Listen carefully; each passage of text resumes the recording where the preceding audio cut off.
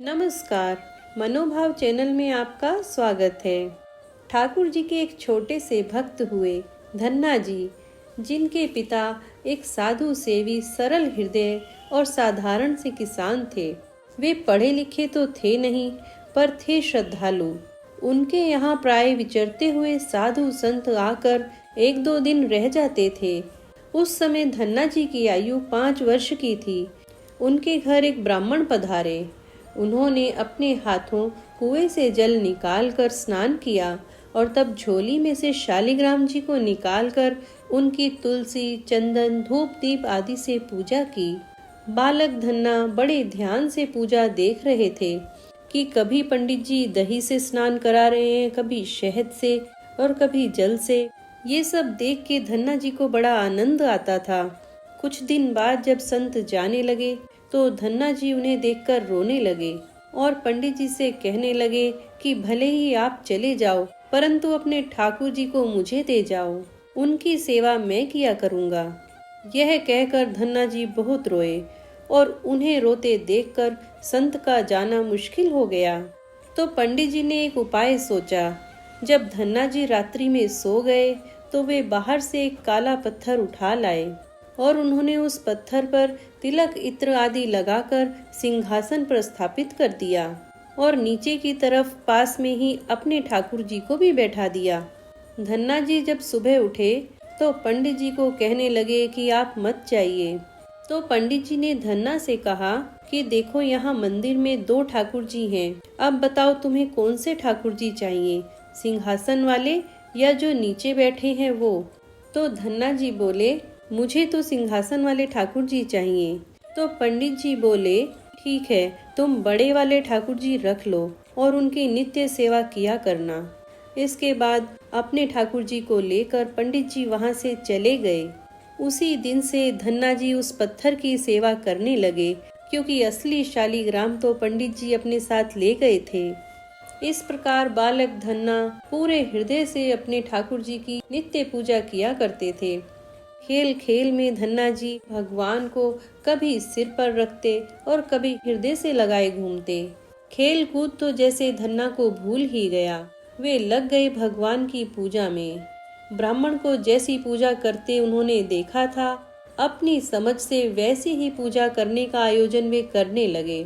बड़े सवेरे स्नान करके अपने भगवान को उन्होंने नहलाया। चंदन तो पास में था नहीं, तो वे बाहर से एक ईंट उठा लाए और उसको घिसकर उसी का लाल चंदन बनाकर प्रभु को तिलक लगा दिया और तुलसी दल के बदले भगवान को वृक्ष के हरे हरे पत्ते चढ़ाए। कुछ तिनके जलाकर धूप कर दी और दीपक दिखा दिया। हाथ जोड़कर प्रेम से दंडवत किया। फिर कुछ दिन पश्चात पंडित जी किसी और के घर आए तो वहां जाकर धन्ना जी उन्हें बताने लगे कि मैं इस प्रकार से अपने ठाकुर जी की सेवा किया करता हूँ। पंडित जी ने धन्ना से पूछा कि अपने प्रभु को भोग लगाते हो या नहीं? तो धन्ना जी ने कहा कि भोग लगाना तो मुझे आता ही नहीं। तो पंडित जी ने कहा कि तुम नित्य उन्हें भोग लगाया करो। तो तब से धन्ना नित्य प्रभु को भोग लगाने लगे। दोपहर में उनकी माता ने बाजरे की रोटियां खाने को दी तो धन्ना ने वे रोटियां भगवान के आगे रखकर आंखें बंद कर ली। बीच बीच में थोड़ी आंखें खोलकर देखते भी जाते थे कि भगवान खाते हैं या नहीं। जब भगवान ने रोटी नहीं खाई तब इन्होंने हाथ जोड़कर बहुत प्रार्थना की। इस पर भगवान को भोग लगाते ना देख इन्हें बड़ा दुख हुआ। मन में आया, भगवान मुझसे नाराज हैं, इसीलिए मेरी दी हुई रोटी नहीं खाते। भगवान भूखे रहें और वे स्वयं खा लें, यह उन्हें अच्छा न लगा, इसलिए वे रोटी उठाकर जंगल में फेंक आए। कई दिन हो गए, ठाकुर जी खाते नहीं और धन्ना जी भी उपवास करते। शरीर दुबला होता जा रहा था। माता पिता को कुछ पता नहीं कि उनके लड़के को क्या हुआ है। धन्ना को एक ही दुख है, ठाकुर जी उनसे नाराज हैं, उनकी रोटी नहीं खाते। अपनी भूख प्यास का उन्हें पता ही नहीं। अब कहाँ तक ऐसे सरल बालक से ठाकुर जी नाराज रहते। बाजरे की इतनी मीठी प्रेम भरी रोटियों को खाने का मन उनका कहाँ तक न होता। एक दिन जब धन्ना ने रोटियां रखी तो ठाकुर जी प्रकट हो गए और भोग लगाने लगे। जब आधी रोटी खा चुके थे तब धन्ना ने उनका हाथ पकड़ लिया और कहा, ठाकुर जी इतने दिनों तो तुम आए नहीं, मुझे भूखों मारा। आज आए तो सब रोटी अकेले अकेले ही खा जाना चाहते हो। मैं आज भी भूखों मरूं क्या?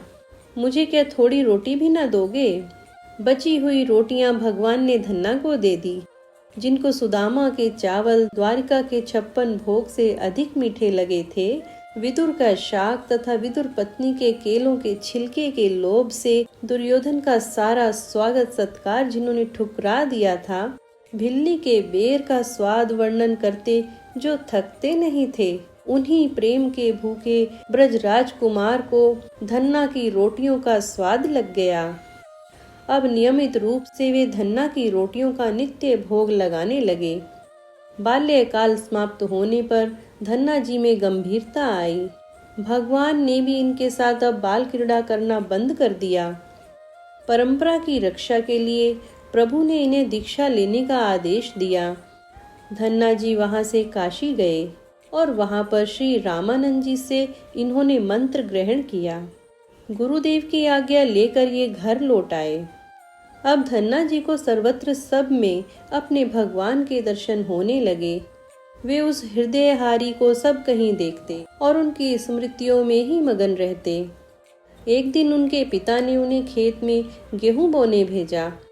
मार्ग में कुछ संत मिल गए तो संतों ने उनसे भिक्षा मांगी। धन्ना तो सर्वत्र अपने भगवान को ही देखते थे। जब भूखे संत भिक्षा मांग रहे थे तो ऐसे में धन्ना चूकने वाले नहीं थे। जहाँ कोई दीन दरिद्र भूख से पीड़ित होकर अन्न मांगते हैं, वहाँ स्वयं भगवान हमसे सेवा चाहते हैं। सदा यह स्मरण रखने की बात है। जो ऐसा अवसर पाकर चूक जाते हैं, उन्हें पश्चाताप करना पड़ता है। धन्ना ने समस्त गेहूं संतों को दे दिया। गेहूं संतों को दे दिया, यह जानकर माता पिता असंतुष्ट होंगे, उन्हें दुख होगा। इस भय से धन्ना जी ने खेत में हल चलाया और इस प्रकार खेत जोत दिया जैसे गेहूं बो दिया हो। घर आकर उन्होंने कुछ नहीं कहा, परंतु धन्ना जी ने भूमि के खेत में गेहूं बोया हो या न बोया हो, उस खेत में तो बो ही दिया था। जहाँ बोए बीज का भंडार कभी घटता नहीं। भक्त की प्रतिष्ठा रखने और उसका महत्व बढ़ाने के लिए भगवान ने लीला दिखाई। कामतुधा पृथ्वी देवी ने धन्ना के खेत को गेहूं के पौधों से भर दिया। चारों ओर लोग प्रशंसा करने लगे कि इस वर्ष धन्ना का खेत ऐसे लहरा उठा है जैसे कभी नहीं देखा गया। पहले तो धन्ना जी को लगा कि लोग उनके सूखे खेत के कारण व्यंग्य करते हैं, पर अनेक लोगों से एक ही बात सुनकर वे स्वयं खेत देखने गए। जाकर जब हरा भरा लहलहाता खेत उन्होंने देखा, तब उनके आश्चर्य का पार नहीं रहा। अपने प्रभु की अपार कृपा समझकर वे आनंद निमग्न होकर भगवान का नाम लेकर गाते हुए नृत्य करने लगे। इस प्रकार धन्ना जी पर प्रभु की अपार कृपा हुई। जय श्री कृष्ण।